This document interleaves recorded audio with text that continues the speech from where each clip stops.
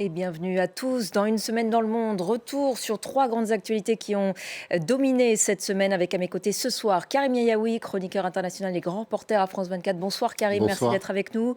Alain de Chalvron face à vous, grand reporter également, ancien correspondant de France Télévisions aux États-Unis et en Asie. Bonsoir Alain. Jean-Christophe Ploquin, rédacteur en chef et éditorialiste à La Croix. Bonsoir Jean-Christophe. Bonsoir. À la une de La Croix, l'hebdo cette semaine, le bras de fer entre le pape Léon XIV et Donald Trump. Un mot là-dessus? Voilà, puisque ça fait un an que le pape Léon XIV a été élu, et donc ça fait un an, en quelque sorte, qu'il y a deux Américains qui sont haut placés dans la marche du monde, et avec deux styles très différents et deux visions du monde très différentes. C'est ce qu'on a voulu raconter dans ce numéro, qui sera en kiosque pendant tout le week-end. Donc C'est vous bien pouvez aller noté. chercher.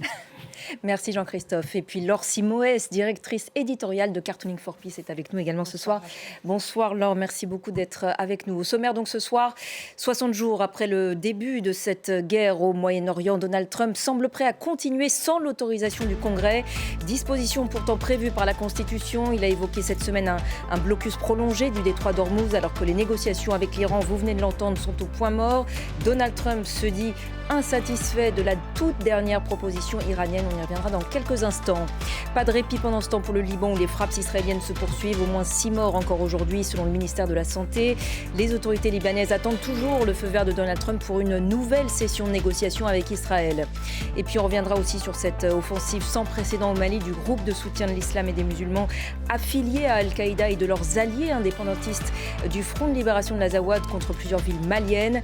Les djihadistes ont appelé hier à une union pour renverser la junte, appelant à un nouveau Mali dont la priorité serait visiblement l'établissement de la charia. La ville de Tessalit aurait été prise aujourd'hui après la prise de la ville de Kidal. On revient donc tout d'abord sur les conséquences de cette guerre au Moyen-Orient, sur la hausse des prix de l'énergie. Le cours du pétrole a même atteint cette semaine son plus haut niveau depuis 2022, après l'évocation par Donald Trump d'un blocus prolongé du détroit d'Ormuz, alors que les négociations sont donc au point mort. Donald Trump se dit même insatisfait aujourd'hui de la toute dernière proposition iranienne. Par ailleurs, je vous le disais, 60 jours après le début de cette guerre, il semble prêt à continuer sans l'autorisation du Congrès, une disposition pourtant prévue par la Constitution. On va écouter à ce sujet Pete Hegseth.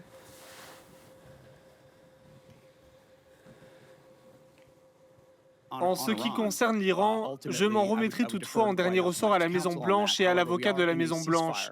Mais nous sommes dans un cessez-le-feu actuellement, ce qui signifie de notre point de vue que l'horloge des 60 jours est suspendue.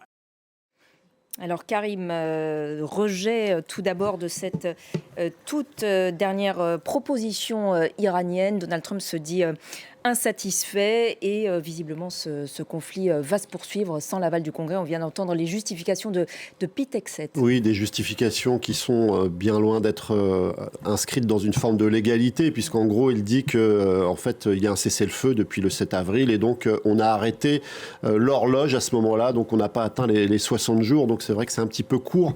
C'est plutôt à destination peut-être de la population américaine et de l'opinion, parce qu'on sait très bien que c'est un argument qui ne tient pas du tout juridiquement.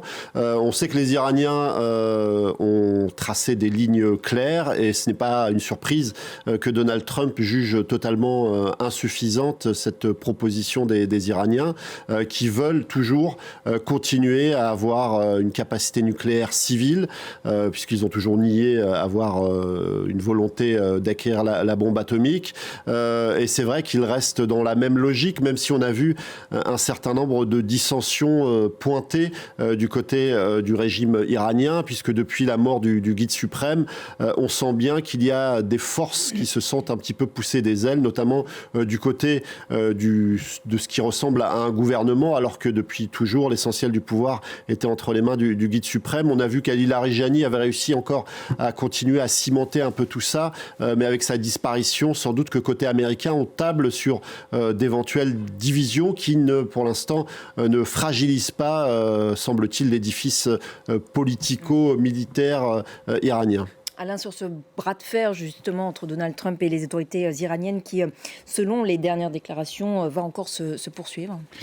Oui, je crains même que Donald Trump prenne la décision de relancer la campagne de bombardement. C'est ce qu'on dit à Washington, c'est ce qui semble se décider. Un plan lui a été d'ailleurs proposé hier soir. Oui, alors on ne sait pas trop. Il y a 3 options d'après ce qu'on sait. Ou bien les bombardements, ou bien libérer le détroit d'Ormuz par la force, ou une intervention terrestre. Moi, je pense que la première solution est probablement la plus vraisemblable. Et je crains que ça soit exactement la même chose et la même erreur que le 28 février. C'est-à-dire que les Américains ne considèrent pas réellement la force des Iraniens. En fait, ils pensaient que tout était détruit, qu'il n'y avait plus d'armée, etc., etc. Mais on a vu qu'ils avaient d'autres ressources. En fait, ils ont, à mon avis, 3 bombes nucléaires. Elles ne sont pas atomiques, mais elles sont nucléaires quand même. C'est-à-dire le détroit d'Ormuz, c'est la première, on a vu l'effet que ça a eu. Alors il y a toujours des effets pervers. Hein. Là, maintenant, on se rend compte que le stockage du pétrole en Iran a atteint pratiquement ses limites, ou va l'atteindre très vite. Et donc c'est une conséquence négative de cette bombe nucléaire. La deuxième, c'est les installations pétrolières de l'autre côté du Golfe, c'est-à-dire dans les pays arabes, Koweït, Émirats, etc. Les Iraniens ont tout à fait les moyens de faire de gros dégâts dans ces installations pétrolières. C'est une arme redoutable parce que, évidemment, c'est ensuite pour des années et des années de pénurie de pétrole. Alors, ils vont en recevoir aussi, hein, c'est sûr.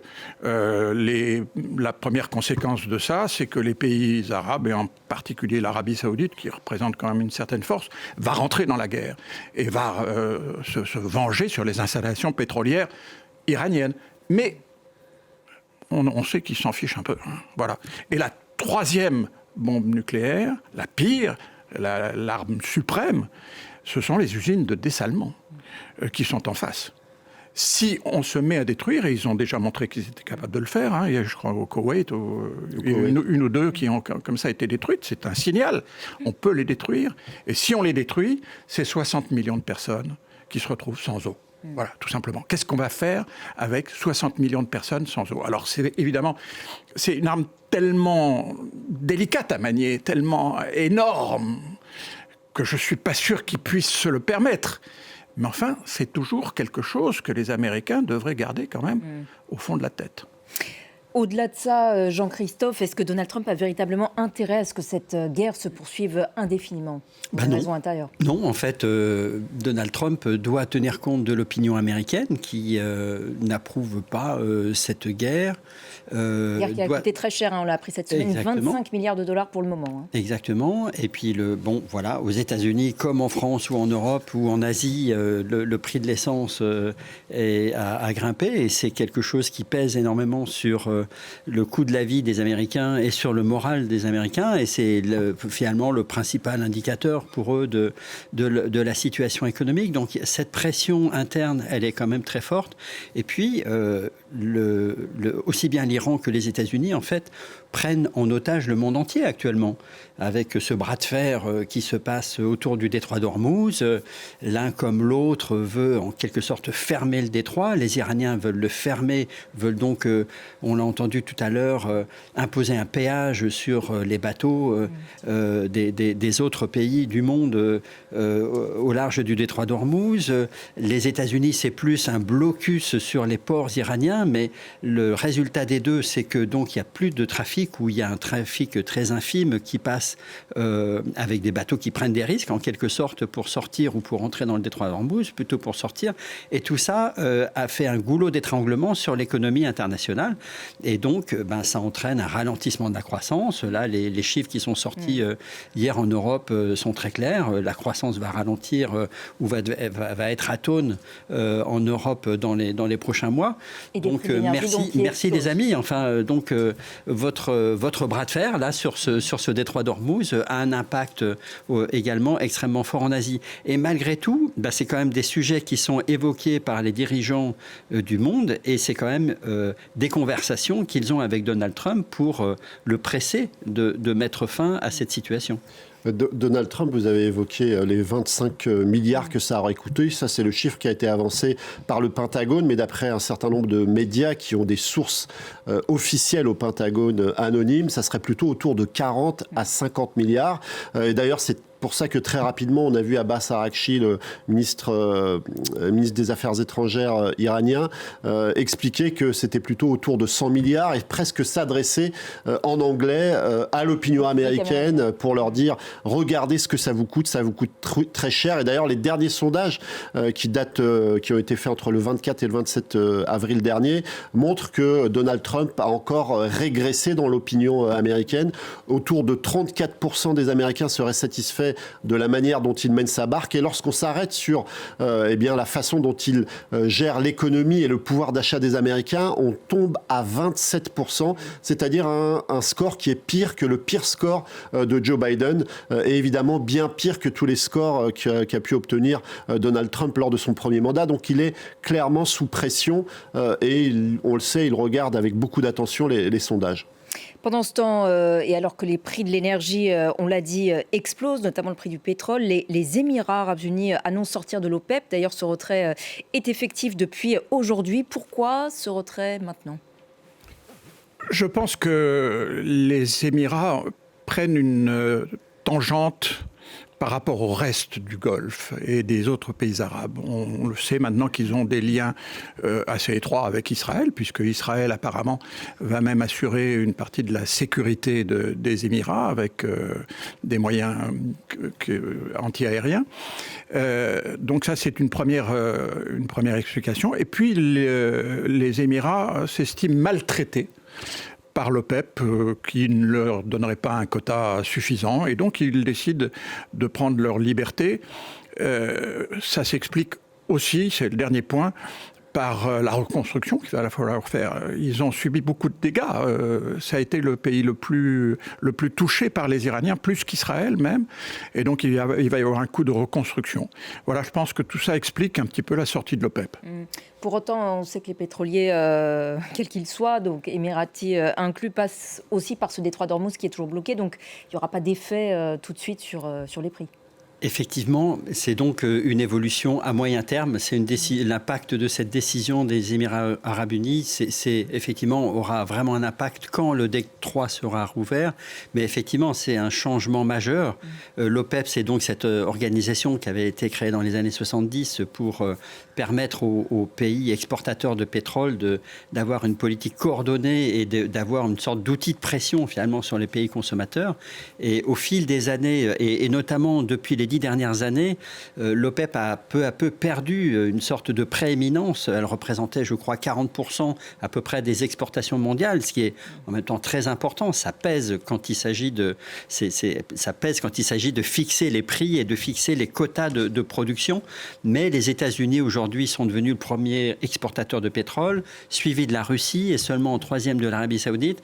Donc le poids de l'OPEP est en train de petit à petit être réduit et on peut penser que les Émirats arabes unis on tire la conclusion qu'ils seront plus à l'aise en étant libres de fixer leur quota de production.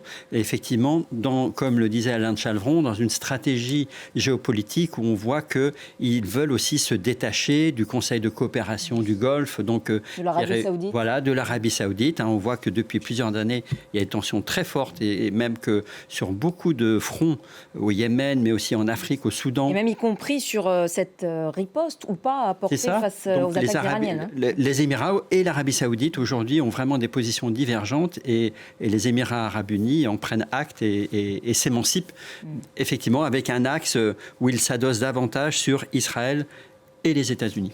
Un dernier mot peut-être, Karim, sur cette question du pétrole. Assurément, c'est la Russie qui ressort, disons, grande gagnante de cette situation. Depuis un moment déjà, les Russes profitent de cette situation. Ils ont très rapidement offert leur service à qui voudrait bien acheter de leur pétrole.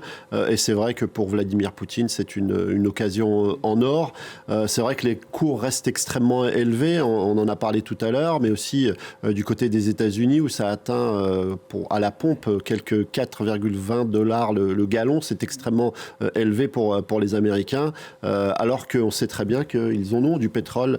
Et donc on voit bien que les conséquences dépassent finalement la capacité des pays à avoir leurs propres réserves, puisque les Américains en ont largement, ont de quoi faire théoriquement. Laure, les dessins sur ce premier thème. Oui, je vais vous montrer 4 dessins.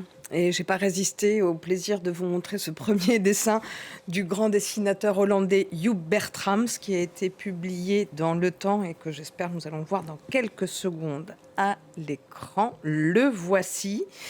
Il est délicieusement surréaliste, absurde.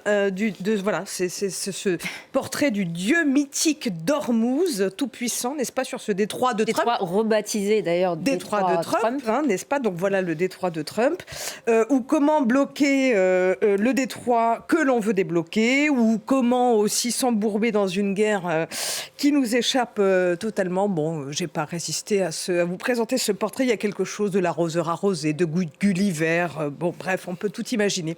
Un deuxième dessin du dessinateur français Truand, qui vient de temps en temps sur ce plateau, qui nous propose une mise en perspective très, très intéressante. Quand l'un joue à la bataille navale avec un certain empressement, puisqu'on l'a dit, Trump est pressé, l'autre joue tranquillement aux échecs, et c'est que le temps joue en sa faveur. C'est une bonne analyse de la situation du moment. Cet autre dessin du dessinateur israélien Kishka, qui convoque lui le jeu du flipper après les échecs, le flipper missiles et drones, avec donc là tous les attributs de ce blocus d'Ormuz explosif. On pourrait passer des heures à regarder tous les éléments du dessin. Alors c'est pas le billard à 3 bandes, c'est le flipper à 3 bandes avec les 3 lurons là que tout le monde aura reconnu et qui n'inspirent pas vraiment confiance. Bref, le game over n'est pas pour demain, si j'ose dire. Et puis pour terminer, hors service quand même. Il y a marqué bien vu à Fresnes. Et puis pour terminer, ce dessin du dessinateur iranien Manan Neyestani, qui nous montre un dessin un peu sévère, qui nous montre que tandis que l'Occident s'inquiète de la crise pétrolière qui découle du blocus, eh bien lui, Manan Neyestani, nous rappelle combien les Iraniens continuent de souffrir de cette répression du régime des Mollahs qui n'a pas cessé avec et qui s'accentue même. Et qui s'accentue. Et voilà, vous voyez l'image qui fait froid dans le dos du pendu qu'on voit à peine. Merci beaucoup Laure pour ces premiers dessins. On passe maintenant à la situation au Liban. Je vous le disais, toujours pas de répit pour le pays avec ces frappes aériennes, ces bombardements qui se poursuivent encore aujourd'hui sur plusieurs régions du sud. Au moins 6 morts, indique tout à l'heure le ministère libanais de la Santé. Au moins 17 morts encore hier, un très lourd bilan. Depuis 6 semaines maintenant, ces frappes israéliennes ont déjà détruit ou endommagé quelques 50 000 habitations et fait aussi et surtout plus de 2500 morts et plus d'1 million de déplacés dans le pays. Le président libanais Joseph Aoun a encore condamné les violations du cessez-le-feu par Israël. On va écouter le ministre israélien de la Défense. Nous agirons et détruirons toutes les infrastructures terroristes dans la zone de sécurité jusqu'à la ligne jaune, en surface et en sous-sol, exactement comme nous l'avons fait à Gaza, afin d'éliminer les menaces qui pèsent sur les habitants de Galilée, et nous anéantirons les capacités du Hezbollah dans tout le Liban. Alain, en plus de 6 semaines de guerre, on a évoqué donc ce très lourd bilan. Et puis il y a ces 50 000 habitations qui sont détruites ou endommagées dans le sud du Liban. C'est une stratégie de la terre brûlée, visiblement, que mène Israël, visiblement, ouvertement. Oui, c'est affreux. Quand je vois ces images, vraiment, je souffre parce que j'ai vécu 3 ans au Liban aussi. Et c'est un pays que j'aime beaucoup. Et de voir comme ça les villages systématiquement brûlés, je trouve ça affreux et je trouve ça en plus idiot. Parce que on n'éliminera pas le Hezbollah comme ça. Le Hezbollah, d'abord, c'est peu ou prou la communauté chiite la plus importante du pays, même si tous les chiites ne sont pas pour le Hezbollah, mais ils se reconnaissent quand même quelque part, et dans d'autres communautés aussi. C'est un peu comme le Hamas, on a détruit Gaza et on n'a pas détruit le Hamas. Il y a quand même un rejet grandissant du Hezbollah, y compris... oui, il y a un rejet, mais je ne pense pas qu'on éliminera le Hezbollah comme ça. Mais surtout, ce que je voudrais dire, c'est que je trouve qu'Israël est entré dans une espèce de folie guerrière. Au Liban, en Iran, Ils ont pris un bout de la Syrie, ils ont détruit Gaza, et de temps en temps, ils tapent sur les Houthis au Yémen, etc. C'est vraiment une espèce de folie guerrière, alors qu'il y a une autre solution dont personne ne parle plus. Mais c'est la paix. La paix, c'est possible quand même. On l'a vu avec Rabin. Bon, c'était une autre époque aussi, mais l'époque n'était pas tellement facile non plus à cette époque-là. Hein. On se souvient quand même de la guerre de 82 au Liban contre l'OLP à l'époque. Bon, il y a eu cette paix des braves entre Rabin et Yasser Arafat. Aujourd'hui, on ne parle plus de paix. Ça n'est même plus une option. La seule option, c'est la guerre. Jean-Christophe, Israël, avec l'établissement aussi de cette ligne jaune sur le modèle de ce qui a été fait à Gaza, se défend pourtant de vouloir, disent-ils, avancer territorialement. C'est pourtant ce qui est de facto en train de se passer, un grignotage du territoire libanais qui n'est plus d'ailleurs du tout souverain.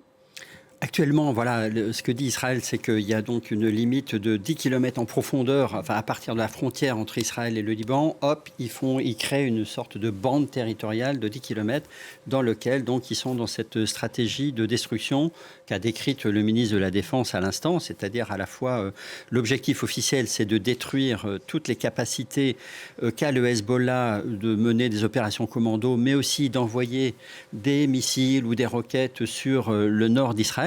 L'objectif d'Israël officiel, c'est de protéger le nord d'Israël, qui effectivement est à portée de roquettes et de missiles. Et donc, Israël officiellement a saisi le fait que le Hezbollah, le 2 mars, a commencé à tirer des engins sur Israël en solidarité avec l'Iran qui avait été frappé par les États-Unis et Israël. Donc le Hezbollah, en quelque sorte, a précipité à ce moment-là le Liban dans la guerre. Et c'est là où on est dans cette situation paradoxale. Jusqu'alors, le Hezbollah, effectivement, était de plus en plus critiqué à l'intérieur du Liban. Les Libanais, beaucoup de Libanais, y compris dans la communauté chiite, on avait un peu assez de cette résistance qui n'attirait que des ennuis, en quelque sorte, et surtout des actions extrêmement violentes. Et il y avait un peu l'idée que le Hezbollah prenait en otage l'ensemble du pays. Avec l'offensive israélienne, cet avis est en train de changer et le Hezbollah, à nouveau, apparaît comme... Et le Hezbollah, comme on disait d'ailleurs, largement affaibli, lui aussi, visiblement, conserve montre qu'il a encore une des capacité de riposte, avec aussi des drones suicides, Karim, qui sont visiblement utilisés ces derniers temps. Oui, ils ont encore des capacités. Et d'ailleurs, ils l'ont annoncé aujourd'hui, qu'ils allaient renforcer leur présence dans le sud, leur capacité dans le sud. C'est un responsable du Hezbollah. Exactement, c'est un responsable du Hezbollah qui l'a dit aujourd'hui. Et finalement, ils font le chemin inverse. En tout cas, l'armement qui avait été transféré du sud vers le nord du pays pour donner l'impression que le Hezbollah était en train de se désarmer, retourne dans le sud du pays pour renforcer ce qui reste des positions du Hezbollah.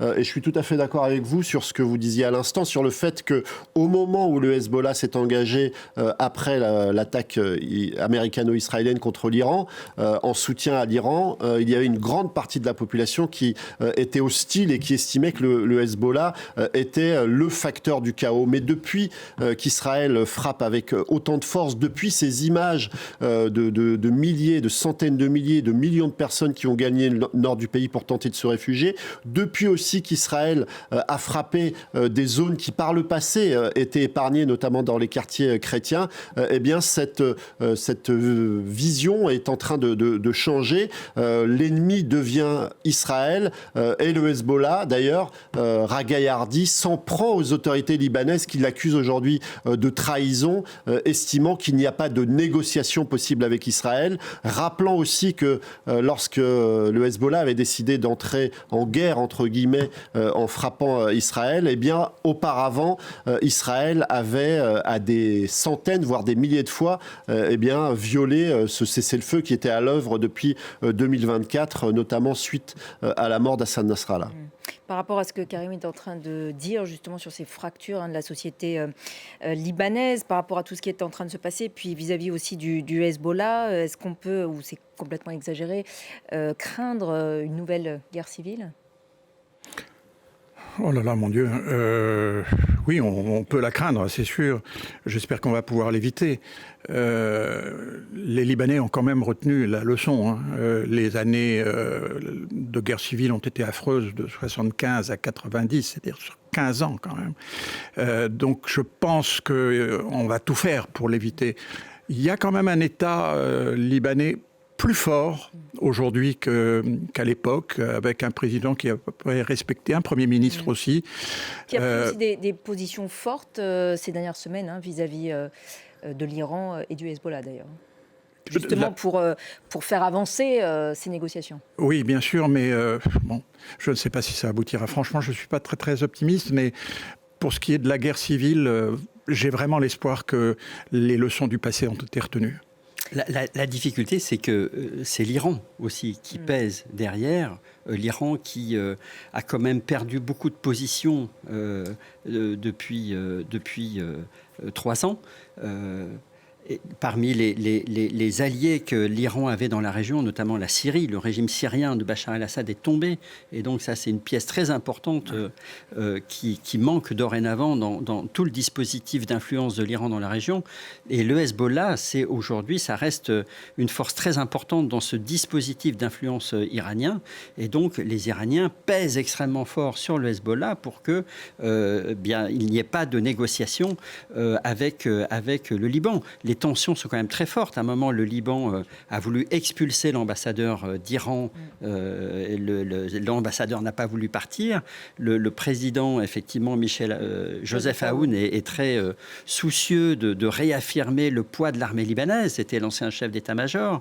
Et le Premier ministre Nawaf Salam aussi est très décidé à restaurer la puissance de l'État libanais.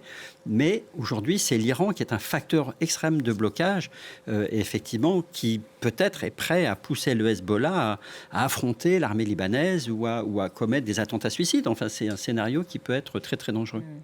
Karim. Oui, la pression de l'Iran est énorme. Et d'ailleurs, lorsque le Hezbollah avait fini par entrer en guerre, on a vu qu'il avait tardé à le faire parce que sans doute, on avait conscience, même si des liens sont extrêmement tenus avec l'Iran, on avait conscience dans quelle spirale de violence on allait partir, s'engager. Et le Hezbollah a perdu énormément de force.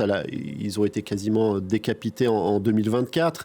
On se souvient de l'affaire des beepers, on se souvient des bombardements massifs qui s'était abattu sur les quartiers de Dahieh où l'influence du Hezbollah est majeure. Et tout ça, ils l'ont en tête.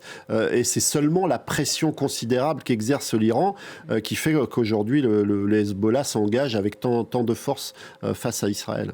Oui, je voudrais juste ajouter à ce que disait Jean-Christophe, qui est tout à fait juste et qui répond un petit peu aussi à votre question sur une possible nouvelle guerre civile. C'est la disparition du facteur syrien. Les Syriens ont joué un rôle majeur dans la guerre civile en attisant le feu ici ou là. Bon, maintenant, il est hors jeu. En tout cas, il semble vouloir être hors jeu. Et ça, c'est un facteur quand même très important. L'Iran, c'est quand même beaucoup plus loin. Après cette guerre, peut-être qu'ils seront moins engagés, ils auront moins les moyens de s'engager. Donc voilà, c'est deux petits facteurs, je dirais, positifs dans quelque chose d'assez sombre. Merci beaucoup Alain. Allez Laure, les dessins sur la situation au Liban. Oui, je vais vous montrer trois dessins, dont ce premier dessin qui nous vient justement du Liban, puisque c'est le dessinateur Hassan Blebel qui nous l'a envoyé. On ne sait pas très bien dans quelles circonstances il peut les faire. Il est extrêmement synthétique, mais il montre à quel point les deux conflits, États-Unis, Iran et Israël-Liban, sont interliés et à quel point les pourparlers entre les uns dépendent aussi des pourparlers entre les autres. Et à quel point nous sommes dans une impasse absolue, puisque les chaises, comme vous pouvez le voir, elles sont toutes vides.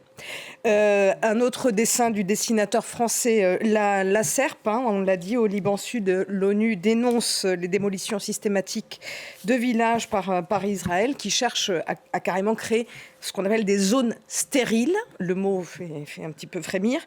Et que donc la SERP représente ici avec son habituel humour noir. Israël veut occuper le sud Liban. De toute façon, quand on aura tout détruit, plus personne ne voudra y habiter. Voilà, c'est assez simple à comprendre.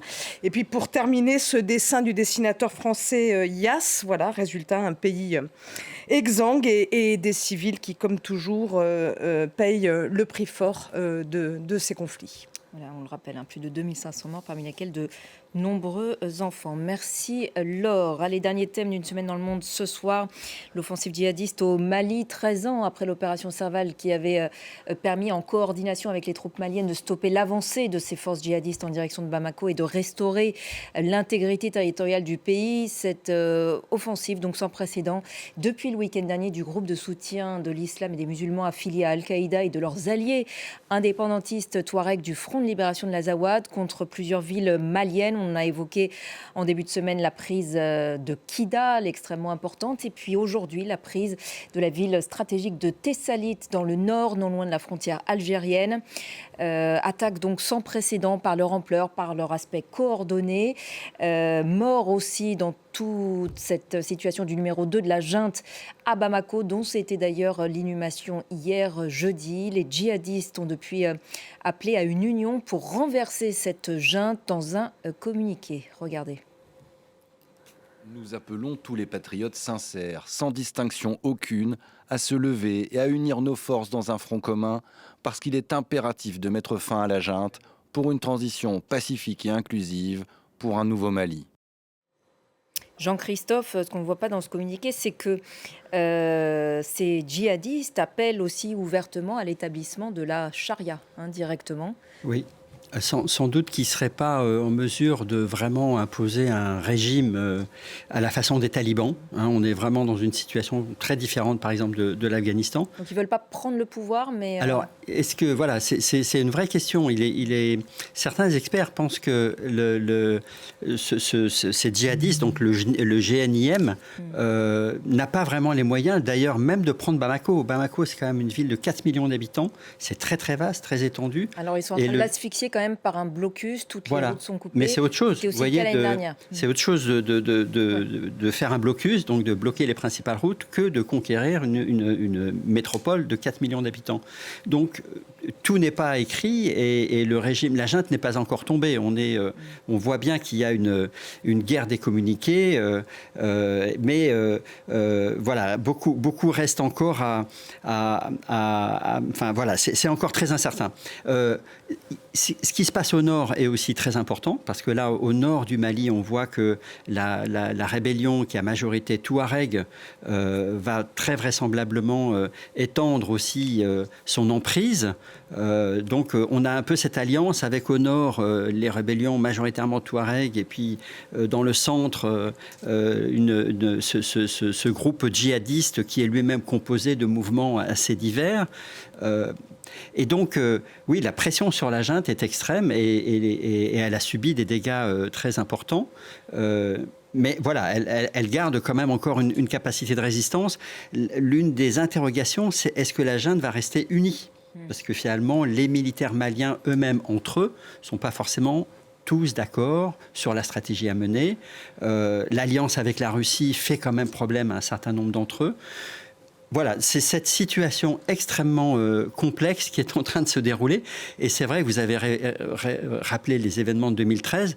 On a un peu l'impression, quelque part, de voir le scénario se rejouer. La grande différence, c'est qu'à l'époque, la France était intervenue. Là, maintenant, la France n'y est plus et n'a absolument pas envie d'y retourner. Et donc, c'est plutôt du côté de la Russie aujourd'hui qu'est exercée la pression sur est-ce qu'ils vont soutenir la junte et comment. En tout cas, ils n'ont pas envie de se retirer. C'est ce qu'ils ont dit hier, en tout cas l'Africa Corps, mais on va y revenir. Tout d'abord, Karim, perte de Kidal et de Tessalit, annoncé donc aujourd'hui, on l'a dit. Jean-Christophe disait la junte résiste, mais c'est quand même un gros coup, ça les délégitime quand même un gros coup, en partie. Ouais. C'est un gros coup sur Kidal. Il y a une image symbolique très forte. Lorsque la junte était arrivée au pouvoir, ils avaient dressé leur drapeau, le drapeau malien, mais à côté du drapeau malien, il y avait aussi le drapeau des forces, on va dire, russes, en tout cas ceux qui se faisaient appeler Wagner et qui sont devenus l'Afrika Korps, c'est-à-dire une tête de mort sur fond blanc. Et là, cette fois-ci, c'est un tout autre drapeau qui flottait, celui des djihadistes. Donc symboliquement, c'est extrêmement fort. La mort du ministre de la Défense aussi a été quelque chose de très dur à digérer. Je suis assez d'accord sur le fait que, ils n'ont pas forcément les capacités d'aller chercher Bamako ou de mettre la main sur l'ensemble du pays. Mais c'est quoi les options? L'option, ça serait peut-être de laisser émerger un pouvoir civil militaire qui serait beaucoup plus dans une logique de dialogue avec eux et qui accepterait un certain nombre de revendications sous leur menace en quelque sorte, plus que réussir à imposer un califat du côté de Bamako. Ça semble extrêmement difficile. Imposent déjà leurs lois dans de nombreuses parties du pays. C'est vrai, ils imposent leurs lois dans de nombreuses parties du pays, notamment la zakat, qui est une forme d'impôt tirée de l'islam. Mais quelle est véritablement l'opinion que se fait la population des djihadistes? C'est très difficile à savoir. Tout le monde n'est pas forcément dans la même ligne que les djihadistes. C'est vrai que même s'ils imposent souvent par la force. Et une partie de la population verrait d'un très mauvais œil le fait qu'ils étendent leur pouvoir sur l'ensemble du pays. Et puis, il y a leurs alliés de circonstance, c'est-à-dire les Touaregs du Nord, qui ont un autre agenda et qui se sont alliés aux djihadistes parce qu'ils ont les mêmes ennemis et un certain nombre d'intérêts communs, mais qui n'ont pas forcément les mêmes objectifs. Donc, privés de cet allié, ils seraient encore moins en capacité de prendre le contrôle de Bamako et encore moins du pays. Des développements, Alain, qui, on le sait, on l'imagine, inquiètent tous les pays de la région, à commencer par l'Algérie. On parlait de Tessalit tout à l'heure, non loin de la frontière algérienne. L'Algérie partage 1300 km de frontière avec le Mali. Oui, l'Algérie, les rapports entre l'Algérie et le Mali se sont terriblement détériorés ces derniers mois et même ces dernières années. Du côté, par exemple, de la Côte d'Ivoire aussi, on est très inquiets. Tous les pays environnants qui ne sont pas liés, comme le Niger et le Burkina Faso, avec le Mali, ont de sérieuses inquiétudes. J'entends parfois ici des gens se réjouir de la déconfiture des Russes. Bon, oui. Ici, c'est-à-dire en France? Mais je pense qu'on a vraiment tort de se réjouir. Franchement, que les Russes... On sent quand même un embarras français. Il y a eu une réaction quand même très tardive, assez laconique. On sent qu'il y a une reconnaissance, disons, de responsabilité quand même dans tout ce qui est en train de se passer, enfin en tout cas un échec aussi. Oui, c'est un échec de toute façon. Toute l'affaire malienne, sauf au tout début, en 2013, on avait l'impression qu'on avait sauvé le Mali, mais en fait, on n'a pas vraiment sauvé le Mali. Non, je suis inquiet pour la population malienne, parce que la charia, c'est épouvantable, notamment pour les femmes, mais pas que pour les femmes. Et puis... on a une crainte à avoir pour nous-mêmes en Europe. C'est pas tellement loin. Il y a une très grosse communauté malienne, par exemple, en France. Il y a une émigration. Et il va y avoir de plus en plus d'émigration si la situation se détériore. Voilà, donc tout ça est dramatique. Et oui, on a peut-être raison de voir notre propre péché là-dedans, mais c'est un échec aussi sans conteste, de Moscou, soutien de la junte au pouvoir. Oui, on voit que la Russie, elle est vraiment finalement le conflit en Ukraine, pour elle, lui fait peu à peu perdre finalement son influence et sa capacité de soutien militaire. On a vu comment justement son principal allié au Moyen-Orient, Bachar el-Assad, est tombé en quelques jours, c'était en 2024. Aujourd'hui, finalement, en Centrafrique déjà aussi, où les Russes avaient commencé à s'imposer, on voit finalement leur influence reculer et on va voir ce qui va se passer au Sahel. Après, je pense qu'effectivement, vous parliez de l'embarras français, je pense que c'est vraiment aujourd'hui fort de l'échec effectivement qu'on a mentionné. C'est vraiment l'idée, c'est on laisse ce conflit, on laisse les Maliens gérer, on laisse l'Afrique de l'Ouest, la CEDEAO gérer, réagir en premier. Nous, on intervient après. La France ne veut plus apparaître en premier rôle, et d'ailleurs, elle n'est vraiment plus en situation de premier rôle aujourd'hui dans la région. Enfin, en tout cas, dans ces 3 pays du Sahel qui l'ont expulsé, qui ont expulsé la mission Barkhane au fur et à mesure. Et donc, aujourd'hui, finalement, ces pays sont un petit peu livrés à eux-mêmes, et on voit que ce soit au Mali, au Burkina Faso, au Niger, combien ce sont des puzzles en mouvement permanent avec des situations très, très différentes selon que vous êtes agriculteur ou éleveur, selon que vous êtes de telle ethnie ou de telle autre ethnie. Il y a énormément de clivages finalement qui, en temps de paix, font que les gens vivent normalement entre eux, mais dans la situation extrêmement tendue actuelle, beaucoup de lignes de clivage existent. Vous avez les djihadistes, effectivement, exercent un racket sous forme de zakat, mais les autres, vous avez des milices communautaires qui, elles aussi, extorquent la population. Donc, comme c'est un État très, très faible, l'État central malien, eh ben, on a ce puzzle extrêmement mouvant. Et ce qui est très triste, effectivement, c'est de se dire qu'il y en a pour des années et des années. Et c'est déjà l'heure des dessins, Laure, sur le Mali. Oui, je vais vous montrer deux dessins. On commence par un premier dessin du grand dessinateur italien Marco De Angelis, qui propose une image très intéressante sur justement Moscou, la technique russe du château de sable promise à la junte, voilà, a échoué, un petit peu comme la française, et les mercenaires russes de l'Africa Corps sont foulés aux pieds littéralement par les djihadistes du JNIM qui n'ont, vous le voyez, pas de visage et qui ont les proportions dans ce dessin parlent beaucoup et disent évidemment beaucoup. Et puis pour terminer justement sur les populations civiles, ce dessin de Glé du Burkina Faso pour nos confrères et consoeurs de RFI, c'est toujours comme toujours la population qui est prise en étau. Il faut dire que entre les militaires d'un côté, les djihadistes de l'autre et les séparatistes, on peut pas attendre grand chose. Et là, on a Glé qui reprend, vous savez, c'est ce proverbe africain, quand les éléphants se battent, c'est l'herbe qui souffre. Alors il y a des variantes, et donc là, il la met au goût du jour. Ce sont les civils qui périssent. Donc on peut effectivement craindre beaucoup de la dégradation sécuritaire au Mali, comme nous le montre Glé. Infiniment, Laure, pour la présentation de tous ces dessins. Merci à tous les dessinateurs d'avoir participé à cette émission. Merci infiniment, Alain, Jean-Christophe, Karim. Merci. Cette émission est à retrouver sur notre site internet et nos réseaux sociaux. Restez avec nous. Prochain point complet sur l'actualité internationale dans quelques minutes.